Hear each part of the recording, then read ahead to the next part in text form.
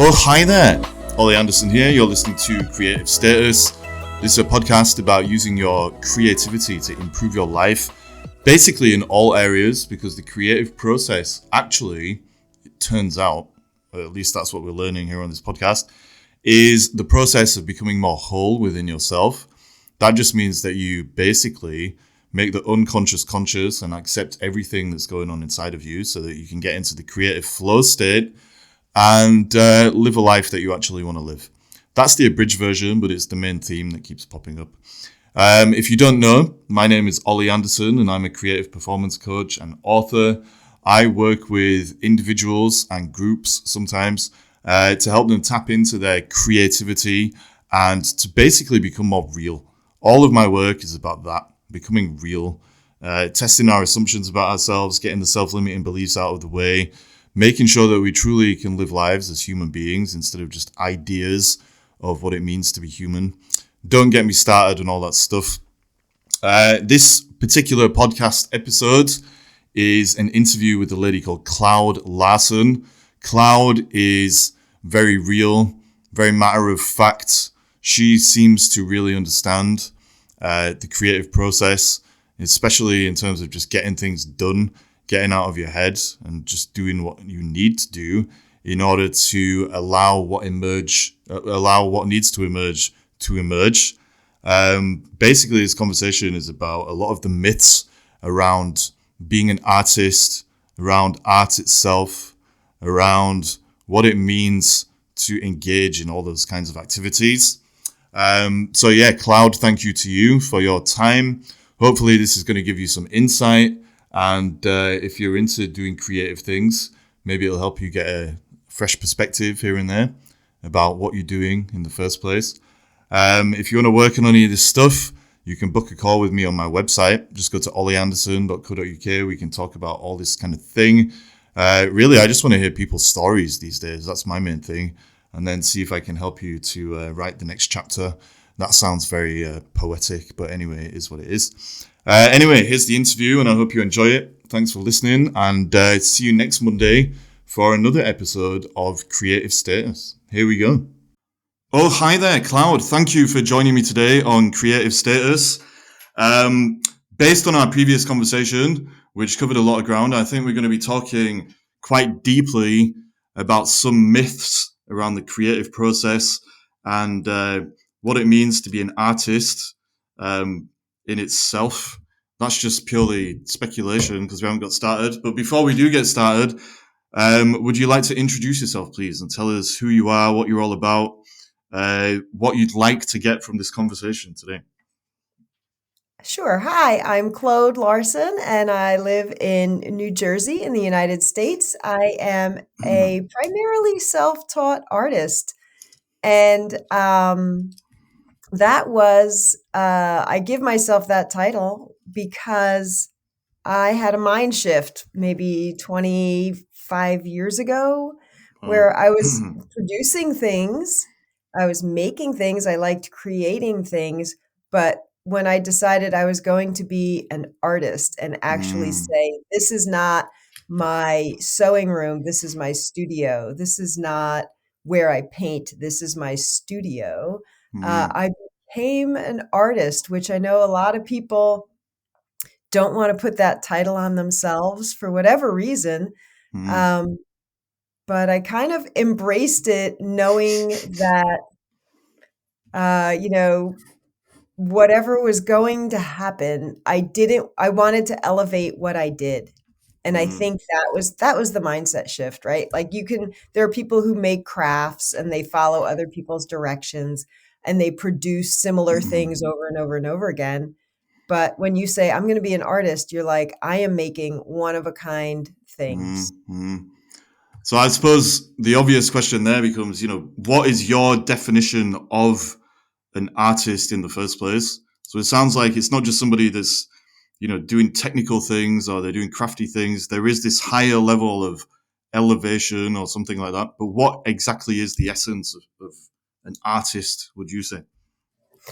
I think the difference between people who make things and create things and an artist is the ability to be Wow. okay with uncertainty, to be uncomfortable, to Mm, be like, I don't know what I'm doing, but I'm going to try this anyway. And I mm, think that is why a lot of people, that stops a lot of people from saying they're an artist because they think mm, if mm, I'm an artist, I have to know what I'm doing because, Leonardo da Vinci knew what he was going to make, right? Michelangelo knew what he was going to make. And the reality is they didn't. mm, Like these amazing sculptors who were like, well, I just carved away the marble that didn't want to be there, and then I had this sculpture, right? Like they weren't like, mm, mm, drawing on the marble and measuring. No, they were kind of like, I'm going to start chipping away at this, and then I'm going to take away basically I'm going to edit this down into only what's essential to be there to make my sculpture. And I mm, think people get hung up on this, like, if you're an artist, you have to know what it's going to be at the end. mm. And I mean, if COVID taught us nothing, right? We had no idea how this was going to work out. Everybody thought you were going to be home for 2 weeks. And like 2 years later, we're still talking about it, and now we're getting on to 3 years. And it's like, okay, I don't know. I'm going to start painting. And Mm, I've done and when I paint, I mean, there's 10, 12, sometimes more than that, layers of collage and paint and line and, all kinds of things I put in there. And I get, I used to be like, "Oh, I've just started. It's the first layer and it's terrible." And it would make me take pause. And now I'm like, I'm never going to see any of that in the end anyway. So mm, what am I worried mm, about? And people worry like, "Oh, what if my art is no good?" mm. Um, and, I made plenty of things that were not very good, but the more you make, the better you get. And then you're not very good is something you wish you could have done 10 years ago. You're like, well, this isn't very good. But 10 years ago, you would have thought, man, I rocked this. This is awesome. Right? Well, so Um, so it sounds like what you're saying then is the main distinction between somebody that just makes things or creates things for fun and an artist is the mindset that they approach their work with. Is that a fair assessment? Absolutely. Yeah. Absolutely. Because any one of us could be an artist. Any one of us. And there are people, those who are like, oh, I don't want to say I'm an artist. Are you afraid somebody will judge you? Like, Mm, mm, and so, like, or I mean, I've had people who like laugh, like when I had a career, full-time job, all of that. And then when I left, they were like, what are you going to do now? I was like, well, I'm going to mm, pursue my art.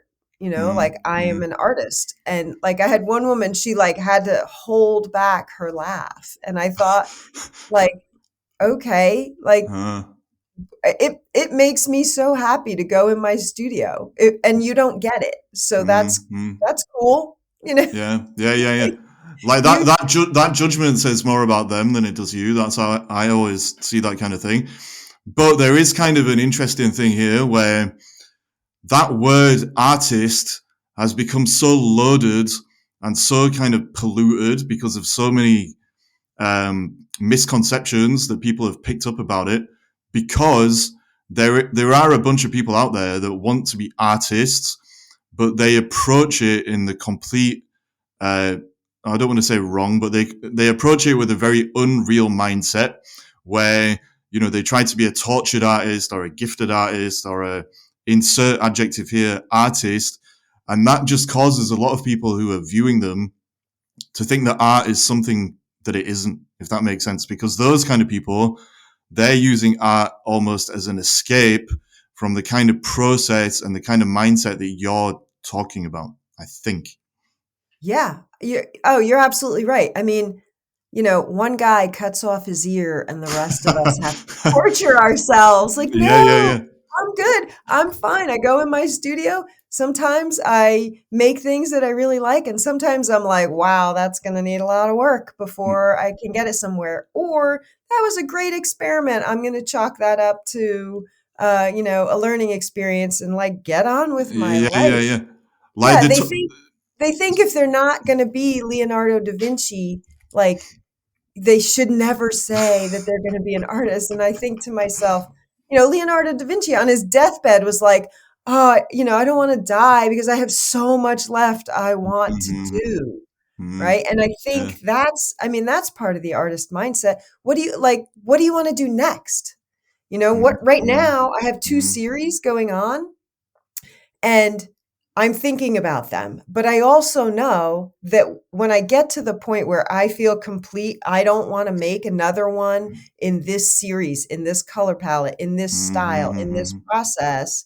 There is something that is going to come along that's going to Wow. pique my curiosity, and I'm going to want to play with that for a Mhm, while. mhm, mhm. And I think Wow. if you can't deal with you don't know first, you don't know how it's going to turn out because we don't always know how something is Mhm, going to turn out. I mean, mhm. that's kind of a metaphor for life, I think. You don't really Yeah, know yeah, how things are going 100%. to turn out. If you can't just embrace that and stop being hard on yourself, Mhm, or thinking that everything you make has to be um, Instagram worthy, mhm, mhm. um, you're not gonna, I don't know, you're not gonna enjoy it because like part of it is just like the fun of going in there and seeing what's gonna happen. Mhm, And I think there's a lot of people who they talk if they're going to go to a party. So let's say they're going to go to a party. They want to know like what food is going to be there or who's catering it. So they have an expectation. They know what other guests are going to be there so that they know who they're going to talk to, mhm, as mhm, opposed to what if you went to a party and you had this was a new kind of food from a country you'd never eaten that type of food before and you didn't know any of these people. mhm, Like, mhm. how would you approach some people would be terrified and they would not be able to leave their own home. And some people would be like, "Well, let's see who I meet there." Mhm, And that's mhm. that's art. Like, that's Yeah, art. It's kinda yeah, like, "Here's a color yeah. palette I've never worked in before. Oh, it does this. This is unexpected." Mhm, Um, and mhm, it's not something you can predict because you can say, "Oh, I'm gonna put blue over here," right? "I'm gonna add blue to this painting." mhm, And depending on all the other colors around it, you don't know what it's gonna look like until you actually put the blue there. mhm. People wanna know before they do it. Yeah, They that's wanna know. the main problem, I think, when it comes to all this stuff. So the whole theme ultimately of this podcast is that creativity is just anything that allows you to keep moving, keep growing, and to keep becoming more real, i.e., more authentic. And there's an overlap between that way of living and the creative process that you're talking about. And the overlap ultimately comes down to this experiential, experimental way of being, where instead of just living according to concepts or ideas and thinking that you've got it all figured out and just repeating the same old patterns over and over again, you're actually going deeper into life by learning from life or learning from the creative process. And so if we back it up a little bit, what we were saying about the tortured artist is a kind of perfect example of the two different paths that people can go down. So the tortured artist, they're leaning more towards the conceptual way of viewing and living and creating art versus the experiential one. And because they're more in love with the conceptual side of things, because they need certain concepts to be true for whatever reason, because they're emotional stuff, they're more in love with the torture than the art itself.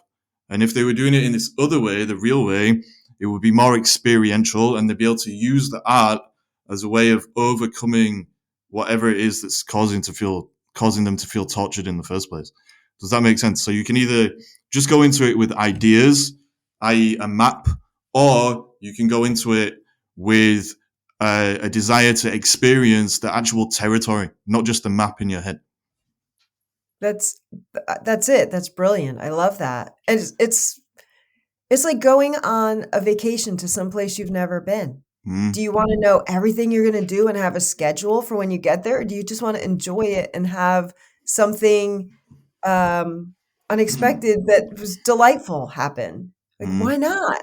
yeah, Why not? yeah. This is where art and life become the same thing, I think. So Absolutely. yeah, because Absolutely. what you're talking about, like allowing serendipity or whatever to come into play, that is when you are actually living as a whole being, or whatever word you want to use to describe it as, instead of just an idea of yourself.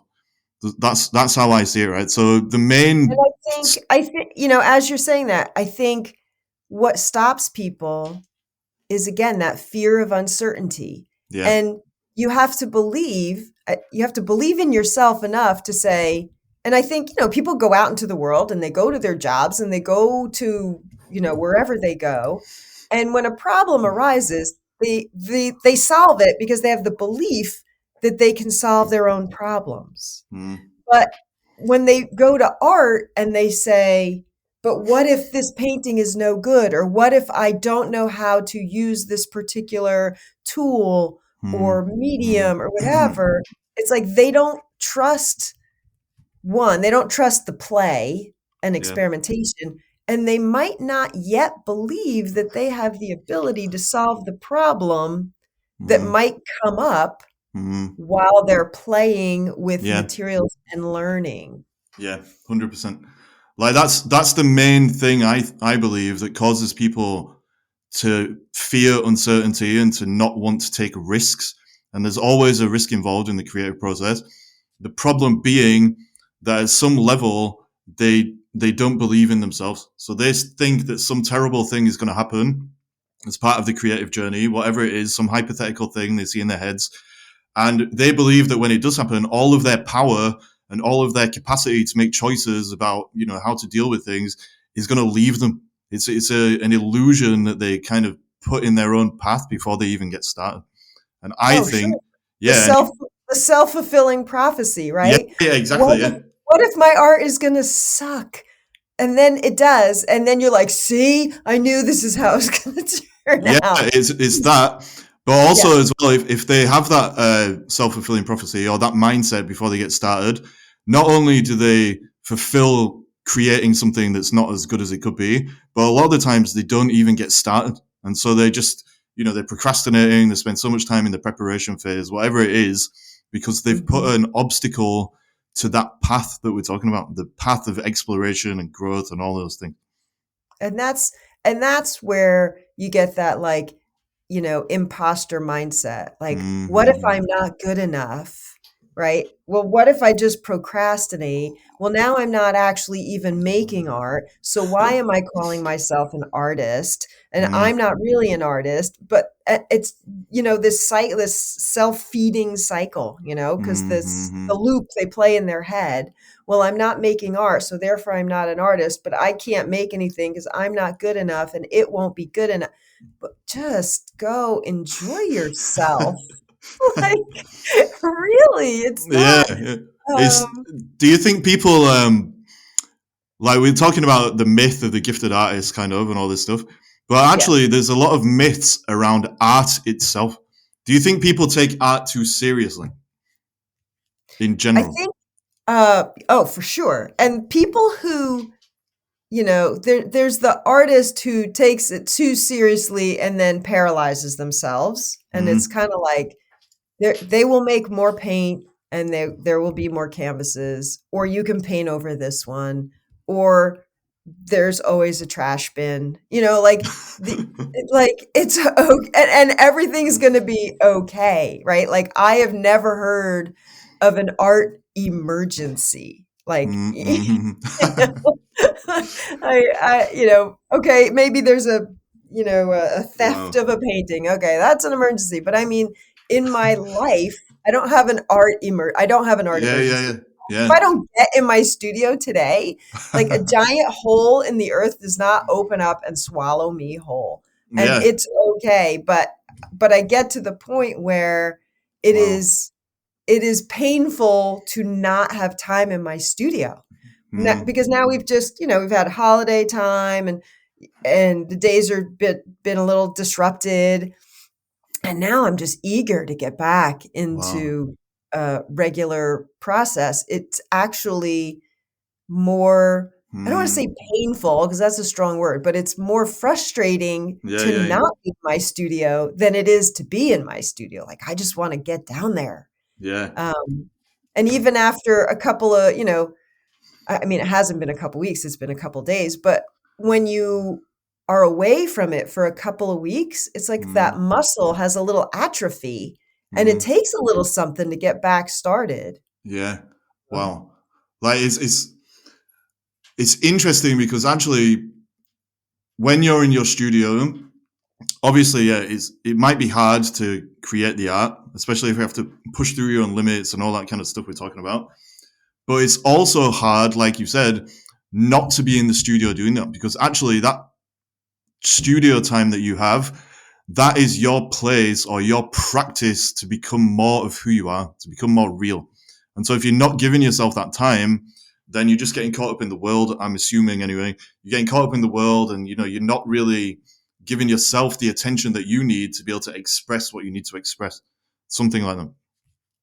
Oh, it's such an act of self-care. Mm, And there's a lot of people who they struggle with self-care. They're going to take care of everybody else around them.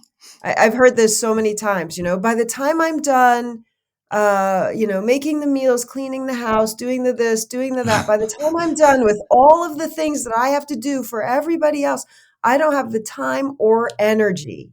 And mm, I'm kind of like, well, what if you did this first, mm, right? Because mm, like when I have creative energy, wow, like it takes a lot, mm, like, mm, and sometimes I come out of there, one, I'm starving, I'm so hungry, and like I need a minute to just kind of sit and rest. But if I'm going to mm, go like clean my house, I don't need creative energy to do mm, that. mm, You know, mm, that yeah. just needs doing.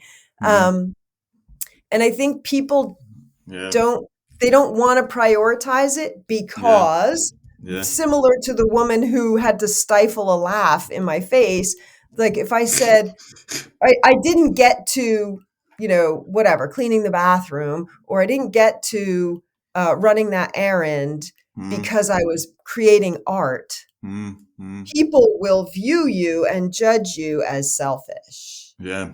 Yeah. Like, you didn't do everything for everybody else first. No, you did like take care of yourself first. And the rest will, I assure you, fall into place and you'll be less resentful about having to do all those other obligations because Mm, you will have already like filled your well, mm, mm, And that's my mm, thing. I'm always like dig the well before you're thirsty. yeah. It's so important. And I think what you're saying is just a good reminder that actually, when we're creating things, whether it's art or writing a novel or whatever the hell it is, that is when we're being real. That's when we're being authentic. And all of this other stuff that the world is constantly asking us to do, like go work in a job that we don't really like, or go spend time with people we're not bothered about, or whatever it is, all of that stuff actually is secondary to the foundation we can build for our lives by getting in touch with ourselves, but also with reality itself and the way it works in the creative process, actually. And so, whatever self care thing we do that puts us in touch with that is going to give us a more solid foundation for going out into the world and actually being better to other people, actually, as well I, as giving more And for ourselves. it makes that's so true. Like you nurture yourself, take Mm-hmm, care of yourself, but then when you go out, you are happier on the inside. That's energy, right? You start attracting happier people. You start being mm-hmm, happier. I'm not going to say suddenly your job is transformed and it is like, the happiest place on earth. It's not didn't become Disney World because you took care of yourself, um but but, you're less frustrated there. mm-hmm, Suddenly clarity comes in. Suddenly you start to get like that bird's eye view. You put things in perspective.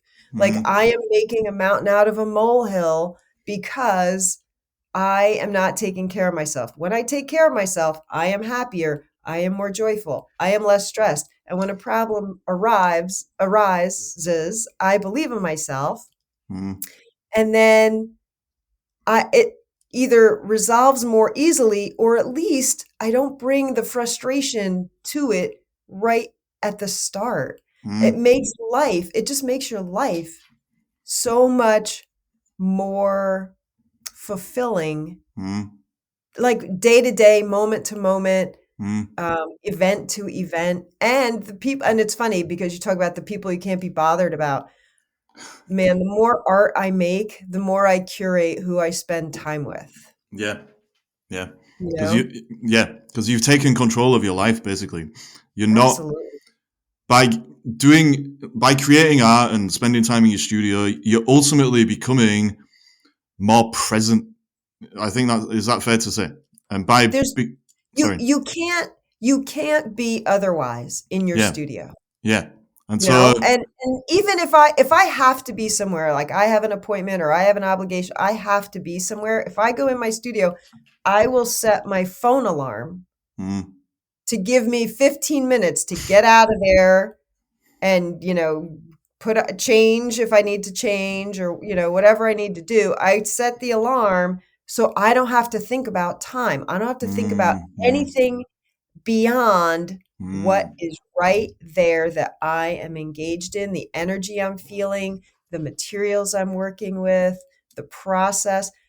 Because if you're worried about, oh, I got to make something so I can post it on Instagram. Oh, I got to make something that other people won't think is crap. mm, Don't bother. You know, don't bother because you're adding stress that's unnecessary.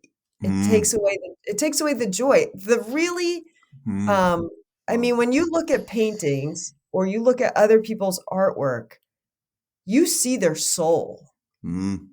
And if all they were worried about was, will other people like this? Yeah, You wouldn't like it yeah, yeah. because they're trying to fill somebody else's opinion rather than I made this. I was so happy making this. When I look at this, I'm so happy with the outcome. This was a joy. Mm, mm. And if you're not bringing that into your studio, if you're doing it for, I don't know, somebody else, you know, and that's why I don't really do commissions. Someday, my plan is if people want commissions, which I have been asked, if people want them, my plan is to say, I'm going to make 3 or 4, and you'll pick your favorite one. Wow. Because then you'll be happy, I'll be happy, Mm, everybody's happy. But if I'm trying to make something that I think you'll like because you say, I would like it to be this size and this color palette or similar to this work, right? I'm not going to recreate mm, something I've already done, but and then and of course the outcome is to, oh, you don't like any of them? Okay, then you need to find somebody else. Make you a commission. You know what I mean? Like yeah, yeah, yeah. I can only create what I can create. I can't get Mm, in their head and if they have a vision of what they want in their head, then they should either pick up a paintbrush yeah, yeah. or, you know, come with a more open mind. Like, I don't know. It's that's just that's one of those other art things, you know, like if I don't make highly rendered portraits, if I don't make you know, some specific type of art that Mm, somebody else makes, then I'm no good. Well, yeah, yeah, yeah. okay, you Like know. a lot of people fall into the trap of they're sourcing their inspiration from the outside in instead of the Mm, inside out. yep. So based on your journey, I guess, and what you've learned, what are some things that people can do to kind of become more aware of that problem, first of all, but also to ensure that what they're doing is actually authentic to them? Is there some kind of barometer or way of knowing? I will say that there is a value to looking at other people's art, Mm, not to reproduce it, but to analyze it and say, I like this. mm, Why do I, but why do I like this? mm, And you know, I have done that. And when I look back on my art over time, the art that I like is colorful, mm, But then again, I like black and white, So sometimes I work in black and white, but it's colorful, but really it's about shapes. Mm, I love color. I love shape. And when I look at all of my art, you're like, wow, okay, yeah, she likes color and I like shape. And rather than saying, I like this painting, I'm going to try to do this, you could say, I really like this color palette. mm, mm, I'm going to mess around with this color palette. I really like, when I look at these, maybe I like these 3 or 4 or 5 pieces of art. What is it that I like about them? Are they, very dark mm. and heavy and they have a sense of, you know, depth? Do they have, what is it about all of them collectively? And you have to get like, is it the feeling that they give you? Is there a Yeah, yeah. particular, the way they use line? Oh, I wish I could use line like that. Well, you know what? Start messing around with line. Get, get 4 or 5 different kinds of pens and markers and, brushes, whatever, Mm, and start messing, but figure out not, oh, I like Vincent van Gogh. What do you like about it? Do you like his yellows? Do you like his color palette? Do you mm, like his tiny little brush marks? Like, what do you like about it? mm, mm, And then play with that. Like, it's all about mm. discerning what it is that attracted you in the first place, Yeah, right? And then but you got to make that your own. yeah.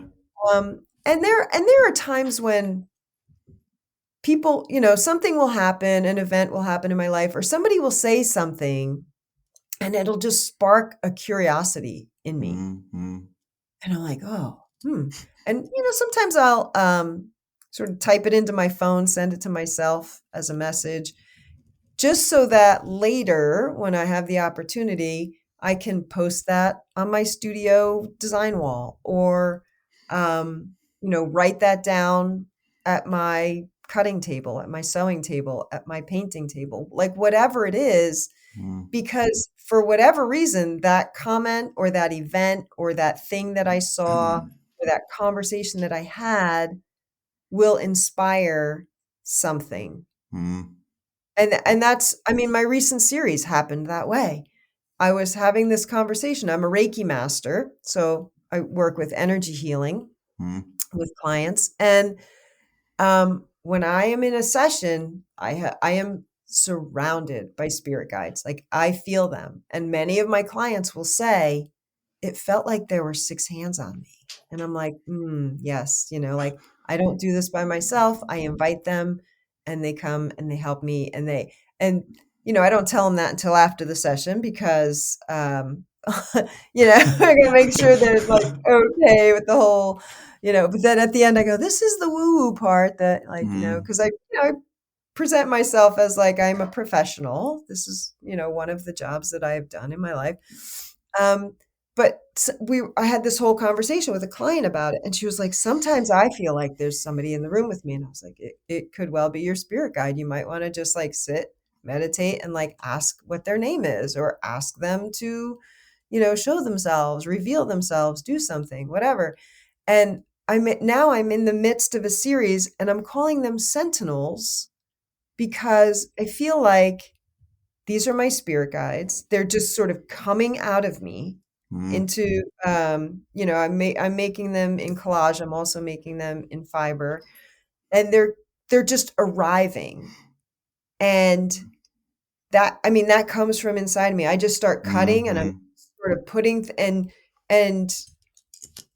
things will drop to the floor, and I am like, okay, so we're not using that right now, and it sounds crazy, but no.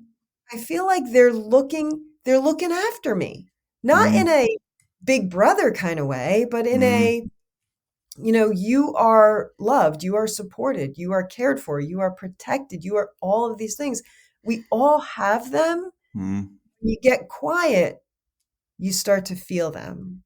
And you mm, start to feel them when you edit out the noise. mm, Because if you took your whole day and you started to say, what parts of my day felt really great today, and what parts of my day I would not have missed if they didn't happen, right? And when you start editing and reducing the amount of sensory input and mental clutter that we all accumulate, you get so real with your art. Yeah. And that's when I can really edit it down. That's when all of a sudden I'm like, why am I in black and white right now? You know why? Because my life was overloaded. And when I edited, I needed to simplify. And that's when all of a sudden I'll get a series of black and whites that come out of me. And it's almost always right after I've had an overwhelming period of time. Like, there's so many amazing things that you just shared, and it reminds me of this other kind of myth around the creative process, which is that the creative process is just about one person in isolation expressing something that's existing in them already. But actually, it's much deeper than that. And the stories you've kind of just shared are a good reminder of that. So it's not actually about our independence in the world and we're just expressing something that we already know. The creative process actually is about interdependence. And I always find, like, normally if I'm doing something artistic, in scare quotes, is writing. But I find when I'm in the writing process, I might set out with an idea about what I as an individual want to do. But then as I am writing, I will kind of see things in the world around me as I'm going about my business, or somebody might say something, or you'll see something here. You get all this kind of serendipity and these synchronicities that feed the work. And it becomes a process of not just you putting something on the page or on the canvas that already existed in you. It's more about you responding to what life is teaching you as you're going through that process. And as you do that, if you can listen to what's out there, then you're more likely to do this thing of making your unconscious conscious through that. But it's the interplay between what you think you know about yourself and what the world is telling you at the time and what you're ready to listen to because of whatever's going on inside you or whatever is about to emerge. I don't know if that makes sense, but Well, as you're saying it, I'm thinking so many artists, they go like, I need to find my personal voice, and they get stuck on this, like, yeah. like they only have one, right? And Mm, I'm a firm believer that my personal voice today is a culmination of my experiences, mm, what I've seen, what I've done, where I've yeah, been, who I know, what happens to me today. Like, that's my personal voice today. It is going to change. My yeah, personal voice from 20 years ago, mm, wildly different, because mm, now where I am in my life, the experiences I've had, the I don't want to say like accomplishments, but like the art that I've made, like the things that I have worked through, the problems mm, that I have solved. That's it. That's your personal voice. And mm, it's people who are trying to find it so that they can get to the destination and make that for all mm, of time, mm, they're missing the point yeah, yeah, that there's so much more, and it will change. mm, And mm, if you're looking for a destination, then art is going to be very hard for you, because there's no end point mm, until you are no longer able to make art. Like, mm, that's it. And even then, your personal voice will change, because then you are now a person who made art, has all those experiences, and for whatever reason, you wish you could still make it. Sometimes it's, age, sometimes it's physical limitations. Who mm, knows? mm, Doesn't mm, matter. mm, But but chasing the personal voice is like, no, it's right there. Like, yeah, it is yeah, what it yeah, is yeah, yeah, today. yeah, yeah, yeah. You don't have to People, look for it. It is whatever comes out today. yeah, that's the thing, right? So people who are chasing this personal voice, actually, what's going on by the act of chasing, they're not listening to what's already there. because for whatever reason they don't want to accept that, because they've bought into some cultural thing that their voice needs to be more tortured, or that they need to have something more profound to say, or whatever it is. They're judging the voice that's there. They want it to be something else. And so they go on this kind of wild goose chase trying to find something that doesn't exist or can't exist. That's it. It's the wild goose chase. Yeah. Your personal voice exists today as it is, but tomorrow it may be different. Yeah. And yeah. a year from now, it will surely be different. Yeah. And if it's not, then what you really need to do is start making the rest of your life more interesting and like get on a journey of experiences. But honestly, you can't go through any day without having an experience. So just take it, take it for what it is, and commit all of it to this point in time. You're going to make whatever art you're going to make based on your personal journey, right? And that's why it's your personal voice, but it's not stagnant. It's not one thing, and that, all these famous artists, it's like, oh, Starry Night, sunflowers, haystacks, right? That's Vincent Van Gogh, and that's what he did. But that's what's been curated for you to see that he did by so-called experts, right? I went to the Met, and this was several years ago, and they had Leonardo da Vinci, but it was like his sketchbooks, right? They had things where you could see he was trying to figure out, how am I going to draw this hand, right? Because he'd have the figure and then 5 or 6 different hands around it. That's what he was doing at the moment. But then he had architectural drawings. Then it was, his other science that came in there. And it was his personal voice, but they curate and they say, well, only this one is worthy of making famous and showing to people. But the reality is, if you saw their entire body of work, like Picasso didn't just draw strange looking heads where the ear was coming out the top and like the face was blue. Like that's not, he also did sculpture. He did a lot of things. Yeah. But they've said like, well, this is what's remarkable. And that's what we're going to tell everybody. This is what we're going to connect to that artist. Wow. As opposed to you saying, at this point in my life, this was the type of art I was making, and I see it now, right? My life was very disconnected. I was struggling with, maybe a stressful job or whatever, and I can see that in my art. But now, as I've gotten older and wiser, this is what I make now, and it just seems more cohesive. And this is how my life feels right now, more cohesive. And then I don't know what my life's going to be like 10 years from now. So I don't know I can't predict what it's going to look like. It's going to be whatever the personal voice is at that moment.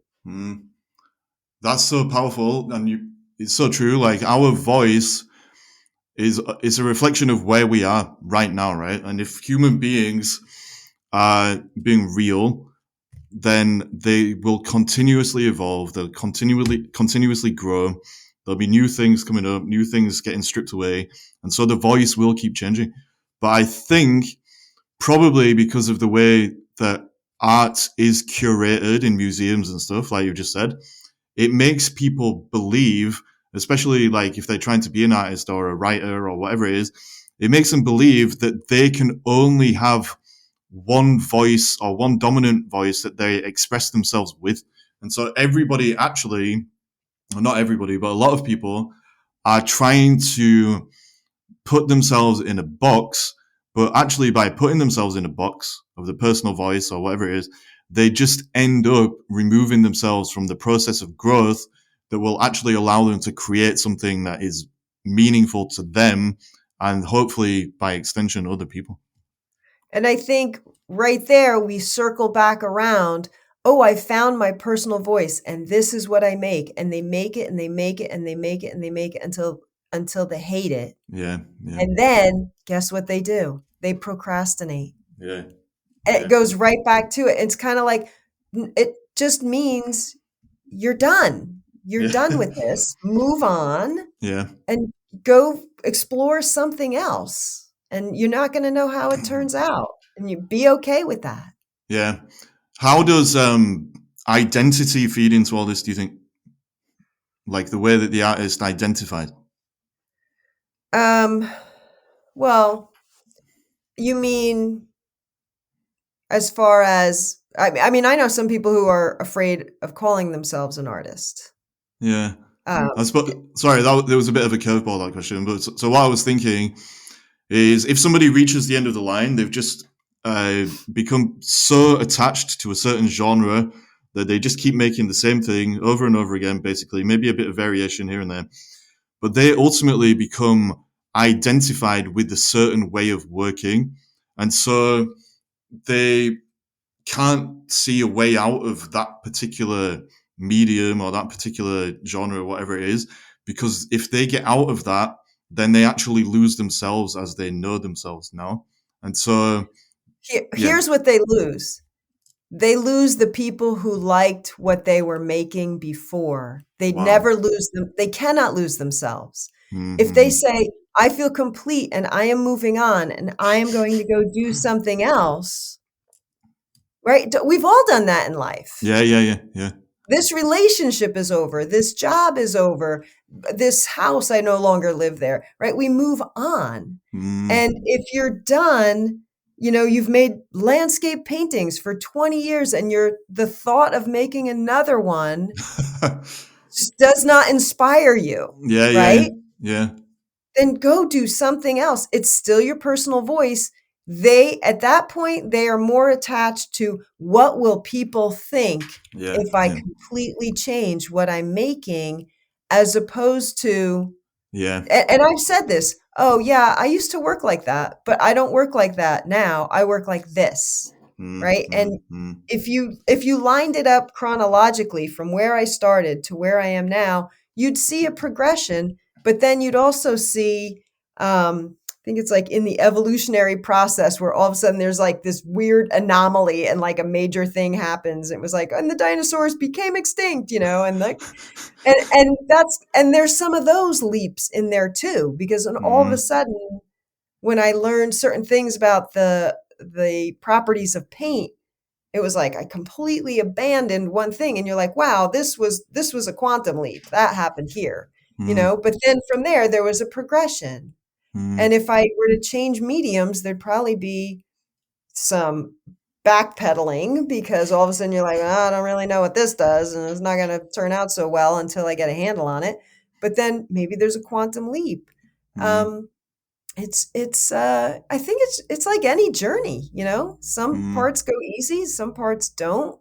And as long as you are making progress in a direction that is teaching you something, mm, and by that I don't mean like, oh, my work got better, better, better, better, better.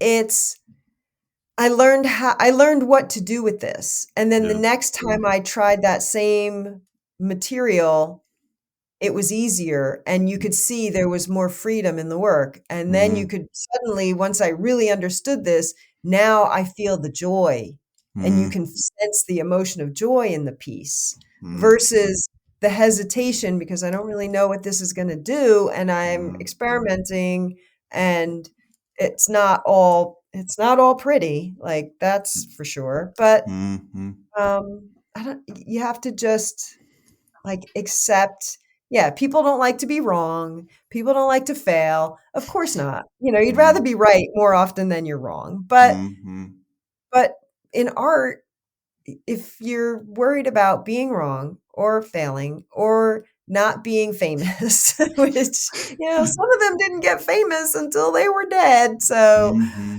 you're not gonna have, really, it's not gonna bother you either way after that. But like I think of like Hilma of Klint, right? Like she stored these massive paintings. I went and saw them at the Guggenheim. They're massive, and they were amazing, and they were abstract. And I guess in her time, right? She was a woman. She was an artist. She was making abstracts. Like all of this was very mm, um, not accepted in her affluent society. She like, hid them in a closet. They were discovered after she was dead. And I'm thinking like, yeah, I don't want that to be my art legacy. Like, I Yeah, don't yeah. want people, you know, I don't want these to be one sold at a yard sale or, um, nobody discovers them and until they empty out the closet when I die at 105. Like it's silly. Like just put it out there, and the people, honestly, the people who love you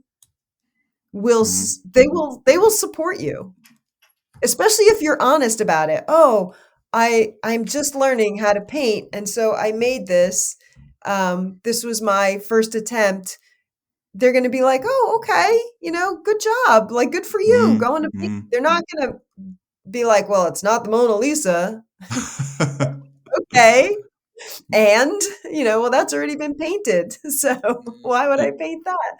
Mm. Um, and Like, and I think that's where editing out the wrong people, the people who aren't supportive, the people who are gonna look down on you because your work isn't where it's going to be 20 years from now.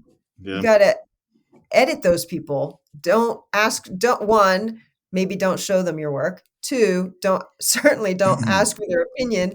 And if they're the type of person who's going to give you their opinion anyway,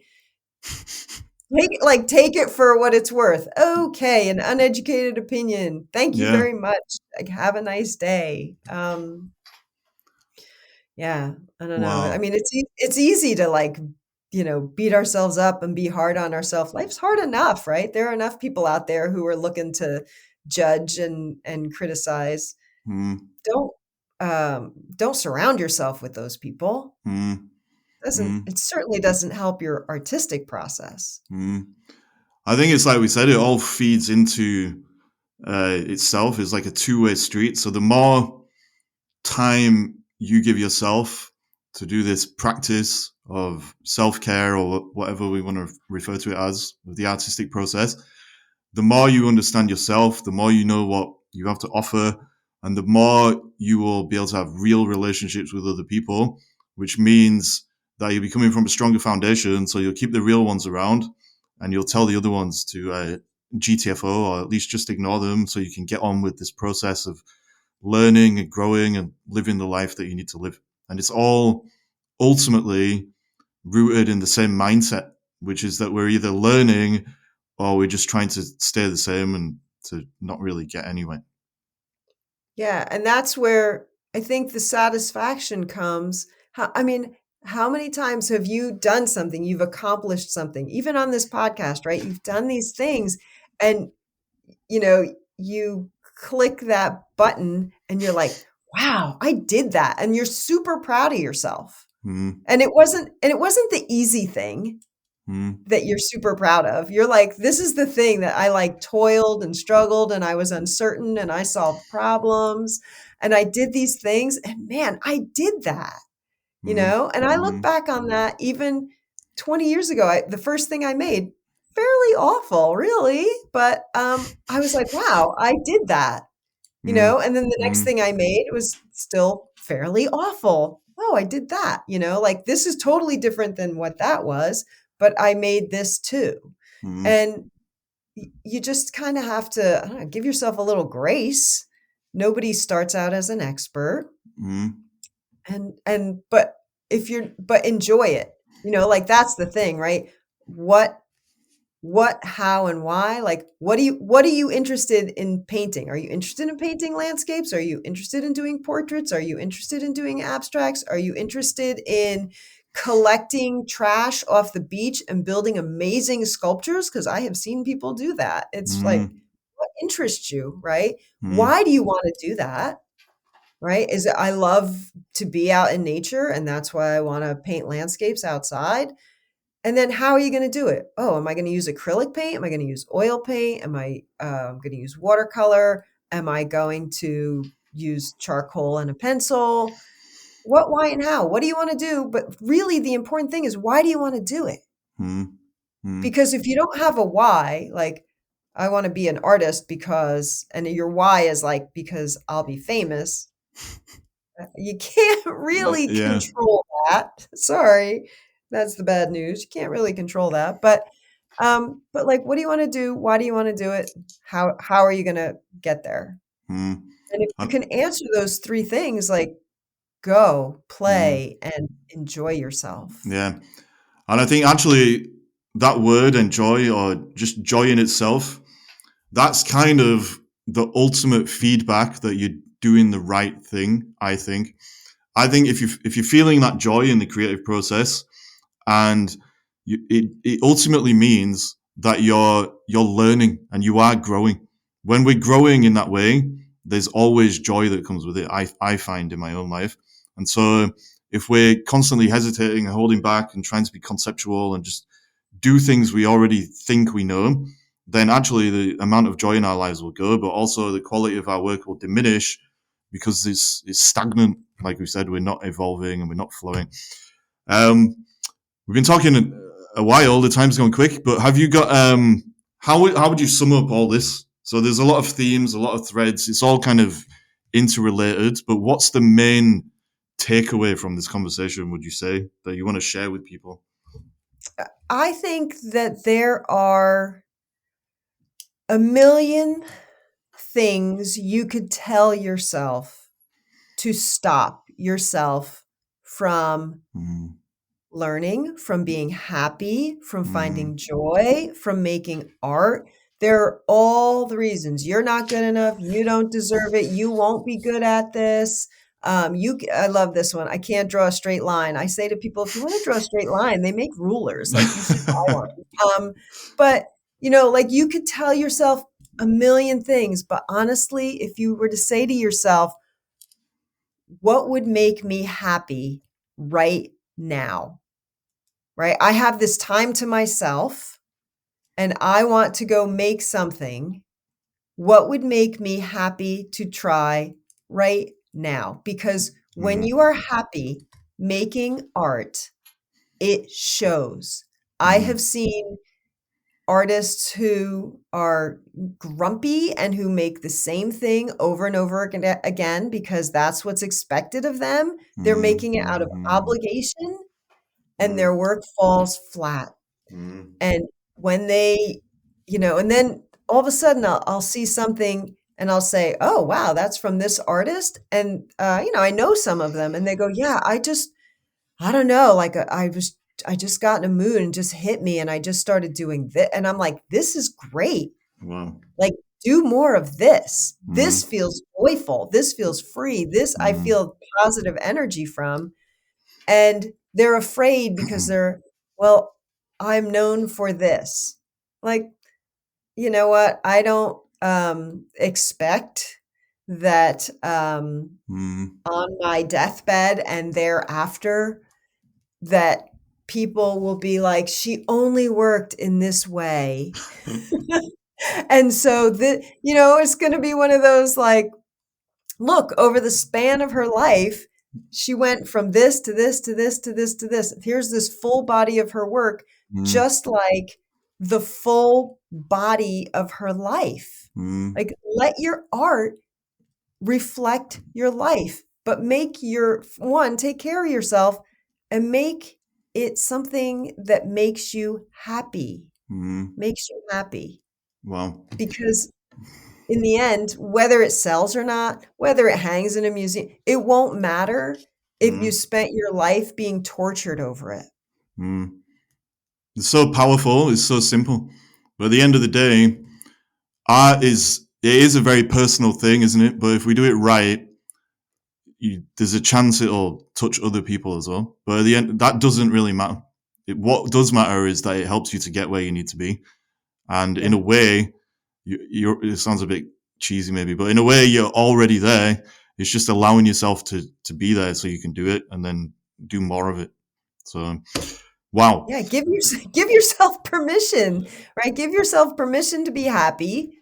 I don't know why I don't know why we do otherwise, Yeah, it's honestly. crazy. It's crazy, but that is how Um, it is. Most people they don't give themselves that permission. Something you said a few minutes ago that was quite powerful. You said there's no obligation, and I thought that was that's really true as well. So in the creative process, there is no obligation whatsoever to be doing the same kind of thing you were doing yesterday or a week ago or 10 years ago. You can start fresh any moment that you actually want to. And I think that is such a powerful thing for just life in general. And I think what you shared in this conversation, ultimately, whether it was intentional or not, there are so many overlaps between the way that we live and the way that we do art. And it's very personal in both cases. But the more attention we can give to feeding into that process in our own lives, the more likely we are to actually be able to give something to other people in their lives. But either way, it doesn't matter because we're all going to die one day. I know. You want to live a tortured life and then die, or do you want to live a super happy life and, be yourself? And, part of that too, I think, is I'm going to be myself. Parts of me are pretty vulnerable. And if you don't like what I do, and that's the thing, be your own best friend, right? If you don't like what I do, you can say so, but I'm still going to look at it and go, this makes me happy. When I look at this makes me happy. So you can have any opinion you want, because there are plenty of paintings out there. And I think any one of us could go to any museum and find something that we really like and something that we would stand back from and go, I just don't get it. Yeah. But Yeah. then it wasn't for me. That it's just not my thing. Yeah. And that's okay. And so there are people who walk right past my art. When I was hanging in a gallery, they'd walk right past it and no comment. And then there are people who would just stand there and then lean in. And I'd say, well, if you have any questions about this, feel free. And they would be mesmerized hearing about the process or the materials or anything. They'd ask some questions, but it takes a little vulnerability. Again, that's a hard one for humans to just be like, hey, I just put my soul out in front of you, please don't stomp on it. Because Yeah. some people will. Yeah. They're not usually very happy people. But and even if they do, it's not going to do any damage, really, if you think about it. No, it's not. Have you? I know you've just given your final words, but have you got any final words about where people can find you? And you've got a YouTube channel as well, right, where you kind of share a lot of this kind of stuff. So can you tell people about that as well? So if the lowest level of contact you can have with me is to follow me on Instagram. Claude, that's my first name, Claude, middle initial B, Larson, Larson. I have a YouTube channel, Claude Larson Art. So you can go there. I have a bunch of videos. Just I try to be helpful. I try to be informative, and I am big on like permission to experiment. Here are some experiments that I did, or here, I'm working on scaling up. So this is what I am doing, like, so if you're also working on scaling up, or you just are working on mark making, whatever, I have all these videos, and I have a website. So Claude Larson Art, I seem to have a brand starting to form here. ClaudeLarsonArt.com. And I send out a weekly newsletter, and you could receive my blog posts. My blog is on there, so if you wanted to visit it, but I mean, you could have it sent to your inbox. Blog posts, if I make a new video, you would get that. If I release new work, you would see what that's about. And I generally make a video about work so that you can hear about the process. Yeah, and that's, pretty much how to get a hold of me. I've also written a book. That's a different website, ClaudeBLarsonLLC.com. And you can hear about that. It's really all about finding your own personal success. Wow. Well, I've seen some videos on YouTube. I really love how you deconstruct this whole creative process. So if people, like this conversation, I think they'll definitely like YouTube. But thank you for coming on here and going over all this with me. Maybe in a few months I'll get you back on and we'll go even deeper if that's cool with you, but no pressure, obviously. Yeah, that sounds great. This has been a very, it's a fun conversation about things that are important to us. right? Yes. Like that's Yes. the thing. Like some people aren't into art. Mm-hmm. Okay, you don't have to be, but you know what? It's important to me. It's important to me. Like Yeah. otherwise, I wouldn't spend my time and treasure on buying supplies and spending time in my studio, right? Mhm. Well, that just means we're practicing what we preach. So we talked That's about right. something that's personal and that works for us. If other people like it, that's cool. And if not, well, we can go jump out the window or something like that. So, Well, thank you. Claude, thank you so much for coming on here. I'm Thank banging you, on the Ollie. table and This making has lots of been noise. a lot of fun.